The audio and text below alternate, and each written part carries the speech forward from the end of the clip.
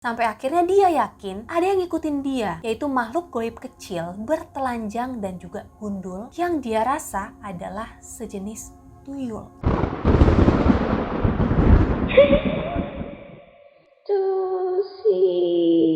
Welcome back to Tusi Story, di mana ada Tusi, di situ ada story. Di video kali ini aku mau bayar utang guys, karena sebelumnya aku kan udah pernah nih bikin pesugihan part 1. Jadi kali ini aku mau ngelanjutin part 2-nya. Biar aku nih nggak berasa punya utang gitu ke kalian, jadi lebih baik hutang-hutang tersebut dilunasin daripada aku lupa. Nah, pesugihan yang bakal aku bahas kali ini ada 2 guys. Yang pertama adalah pesugihan yang pasti nggak asing di kuping kalian, yaitu pesugihan tuyul. Dan yang satunya adalah pesugihan yang mungkin aja nih kalian belum pernah dengar dan agak mengerikan, yaitu pesugihan bulu genderuwo.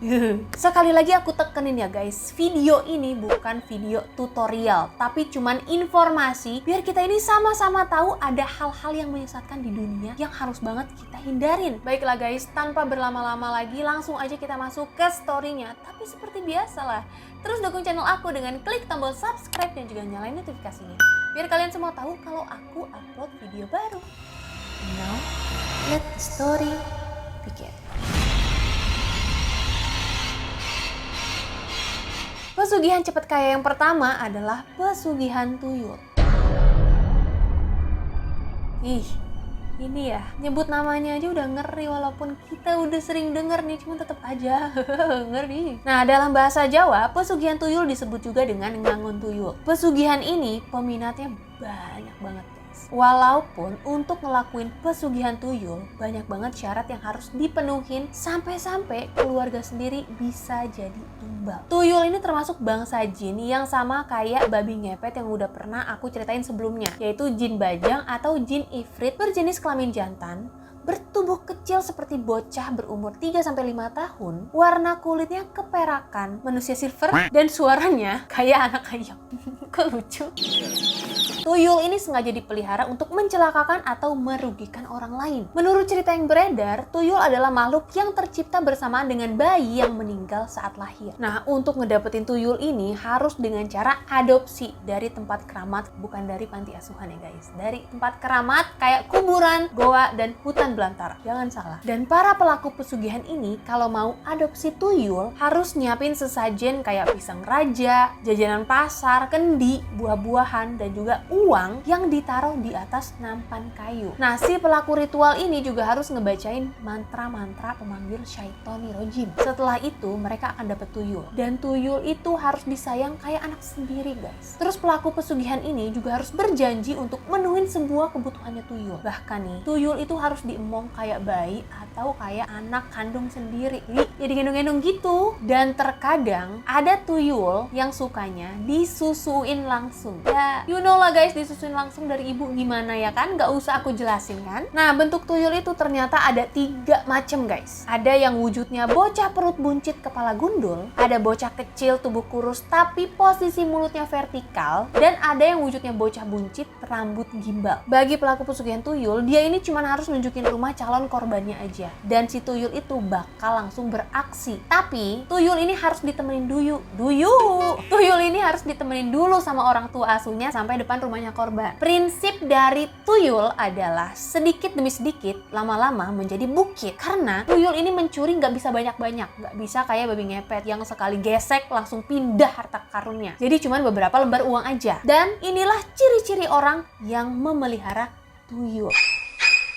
Pelaku pesugihan tuyul nggak pernah ngabisin makan malam, dan dia nggak pernah cuci tangan, karena setelah selesai makan, tuyul itulah guys yang akan ngabisin makanan dia dan jilatin tangan-tangannya pelaku. Yang kedua, pelaku pesugihan kalau jalan kedua tangannya itu ada di punggung, kayak orang yang lagi gendong anak, dan dia bakal keliling kampung nyari rumah sasaran. 3, rumah pelaku pesugihan tuyul biasanya terlihat kayak nggak pernah selesai diperbaiki atau direnovasi. Nah, tujuannya biar nunjukin ke si tuyul kalau mereka masih butuh uang banyak. Terus di kamar pelaku pesugihan banyak kembang dan ada beberapa jenis sesajen. Nah, pelaku pesugihan ini juga nggak boleh pakai pakaian bagus, apalagi makan enak. Karena walaupun mereka melihara tuyul, mereka ini nggak boleh nikmatin kekayaan secara langsung. Yang boleh nikmatin cuman anak, istri, dan pekerjanya. Karena penikmat harta inilah yang akan dijadikan tumbal. Ini bener-bener gelap mata orang pelaku pesugihan ya. Sampai rela nimbalin keluarga demi kenikmatan dunia. Ada tips untuk mencegah tuyul masuk rumah kalian guys, yaitu melihara yuyu atau kepiting sawah. Atau bisa juga nih kalian naruh jahe di depan rumah. Karena katanya tuyul itu suka main yuyu atau jahe. Jadi mereka ini bakal keasikan main sampai lupa tugas mencuri. Terus kalian gak boleh nyisain makanan di piring karena itu bisa mengundang tuyul yang selalu doyan makan. Dan gak boleh ada gambar bernyawa atau patung di dalam rumah karena tuyul itu suka banget dengan benda-benda tersebut. Tapi nih guys, yang paling benar untuk mencegah segala jenis jin atau syaiton masuk ke rumah kita adalah dengan banyak-banyak beribadah, baca Al-Quran, dan selalu beriman kepada Allah Subhanahu wa Ta'ala agar kita dan juga tempat tinggal kita terhindar dari segala malapetaka dan bahaya. Nah, sekarang aku ada contoh nih dari pelaku pesugihan tuyul yang menyesali perbuatannya. Ada seorang ibu, sebut aja namanya Mbok Ros. Jadi nih, Mbok Ros ini tinggal di sebuah desa di Tulungagung, Jawa Timur. Dan menurut pengakuan yang Mbok Ros, dia ini terpaksa melakukan pesugihan karena nggak tahan hidupnya selalu didera kemiskinan. Mbok Ros itu bukan keturunan orang yang berkecukupan dan bisa dibilang kurang beruntung. Bahkan nih, ketika menikah, Mbok Ros menikah dengan seorang laki-laki yang biasa aja guys, cenderung pemalas dan suka main judi. Nah, yang lebih menyakitkannya lagi, uang hasil kerjanya Mbok Ros selalu dipakai untuk main judi dan abis gitu aja sama suaminya. Karena gelap mata dan gak pernah dikasih nafkah sama suaminya, Mbok Ros ini datang ke makam Ngujang di Tulungagung yang cukup jauh dari rumahnya. Awalnya Mbok Ros ini gak bermaksud mendapatkan ilmu pesugihan, tapi Mbok Ros ini katanya merasa nyaman waktu dia datang ke makam tersebut. Akhirnya ya Mbok Ros ini bolak-balik terus guys. Hal ini berkali-kali dilakukan sama dia, tapi gak ada tanda apa-apa, gak merubah status hidupnya, dan ya masih gitu-gitu aja. Sampai suatu malam, setelah dia pulang dari makam Ngujang, Mbok Ros mimpi didatengin anak yang gundul dan pengen ikut sama dia. Karena merasa kasihan, Mbok Ros ini akhirnya nurutin kemauan dari anak gundul tersebut. Tapi di tengah jalan, bocah gundul ini aus guys, dan dia minta minum air susu. Kalian ngerti kan, bocah ini minta minum air susunya Mbok Ros. Ya nyusul lah dia nih. Tapi waktu diminum, bocah ini tuh kayak nggak ada abis-abisnya minum susu. Sampai Mbok Ros tuh merasa sakit dan akhirnya dia kebangun. Nah, Mbok Ros ini bener-bener kaget karena ngerasa mimpi itu nyata banget guys. Jelas banget sampai dia itu gemeteran dan keringetan. Besoknya Mbok Ros nih mimpi lagi, tapi diawalin sama anaknya dulu yang nyusu, baru bocah gundul ini. Dan mimpi itu kayak sering banget jadi dialamin sama Mbok Ros. Sampai akhirnya dia yakin ada yang ngikutin dia, yaitu makhluk goib kecil, bertelanjang dan juga gundul yang dia rasa adalah sejenis tuyul. Karena setelah mimpi berkali-kali, Mbok Ros ini merasa bocah ini selalu ngintip atau sekelibet kelihatan sama matanya dia. Pada saat itulah Mbok Ros iseng-iseng untuk nyuruh bocah gundul ini ngelakuin ini itu, dan ternyata bocah tersebut nurut. Nah, salah satu perintahnya adalah mencarikan Mbok Ros uang dari orang-orang berduit. Walaupun kata Mbok Ros uang itu nggak datang langsung banyak, cuman beberapa lembar puluhan ribu, tapi setiap hari Mbok Ros ini dapat uang. Dan sejak saat itulah kehidupannya Mbok Ros lama-lama membaik dan dia nggak butuh lagi kerja serabutan. Karena pada akhirnya Mbok Ros ini bisa buka usaha di pasar dan punya toko sendiri. Terus dia juga punya uang tabungan yang selalu bertambah, yang dia yakin karena ulah tuyul peliharaannya. Walaupun Mbok Ros ini akhirnya merasa nggak perlu pusing mikirin mau makan apa besok, mau minum apa besok, tubuhnya Mbok Ros ini selalu kelihatan kurus kering guys. Dan Mbok Ros kelihatan kayak orang sakit. Nah, hal ini dipercaya karena Mbok Ros selalu nyusuin tuyul peliharaannya. Sekitar 10 tahun menikmati hidup bergelimang harta, cobaan datang ke kehidupannya Mbok Ros.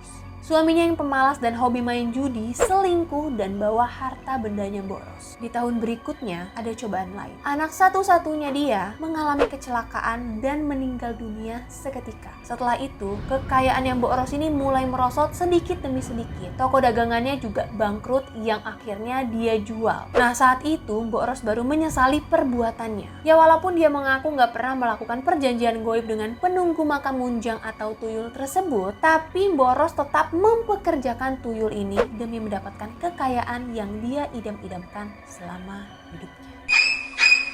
Nah, pesugihan yang ini mungkin gak seterkenal dua pesugihan sebelumnya guys, kayak babi ngepet dan tuyul. Tapi, pesugihan ini ternyata masih eksis terutama di daerah Jawa Tengah dan Jawa Timur. Namanya adalah pesugihan bulu genderuwo.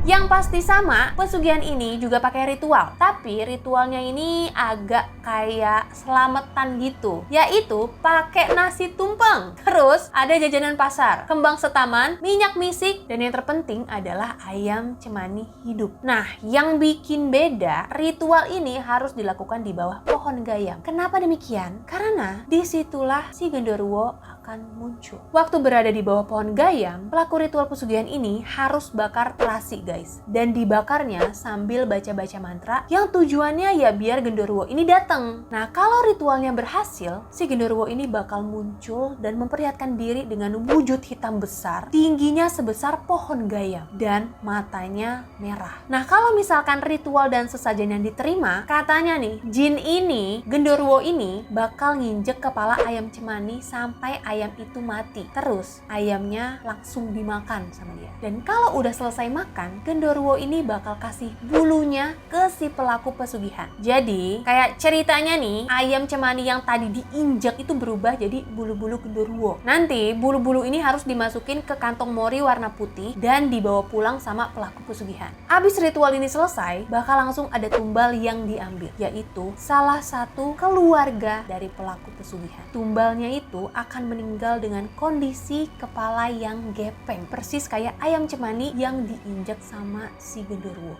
Ngeri banget sih. Setelah bersekutu dengan jin genderuwo, kekayaan akan datang dengan cara yang gak wajar guys. Bener-bener gak diduga sama si pelaku pesugihan. Si pelaku pesugihan ini bener-bener kayak kejatuhan durian runtuh. Pokoknya uang, harta, bisnis semuanya lancar, karirnya dia langsung melejit. Tapi kenikmatan kayak gini pasti cuman bersifat sementara guys. Karena jin genderuwo sebenarnya cuman minjemin bulu-bulunya aja. Jadi kalau bulunya hilang, pelaku pesugihannya ini bakal langsung jatuh miskin atau bisa sampai meninggal dunia. Dan kalau dia mau memperpanjang masa pinjamannya, pelaku pesugihan ini harus kasih tumbal terus-menerus yang berasal dari keluarga terdekat. Kalau pelaku pesugihan ini meninggal dunia tapi masih terikat perjanjian dengan si genderuwo, nantinya bulu-bulu genderuwo ini bakal muncul di dalam mulut pelaku pesugihan. Makanya nih, kalau misalkan ada orang meninggal dan di jenazahnya keluar bulu kasar atau rambut panjang dari mulutnya, dipercaya orang tersebut melakukan pesugihan bulu genderuwo.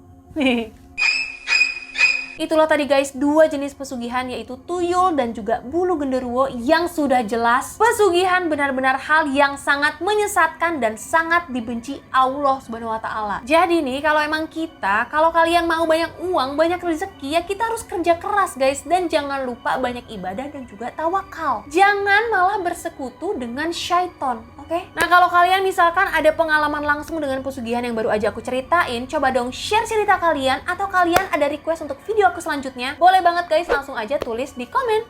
Segitu dulu tuh story untuk kali ini. Terima kasih untuk kalian yang udah nonton, dan kalau kalian suka sama video ini, boleh banget nih langsung aja di-share ke teman-teman kalian. Nah, kalau kalian mau nonton video lain yang gak kalah menegangkan dan gak kalah seru, langsung aja diklik video selanjutnya. Jangan lupa like video ini dan juga subscribe channel aku. Tusi pamit, you guys on the next video, and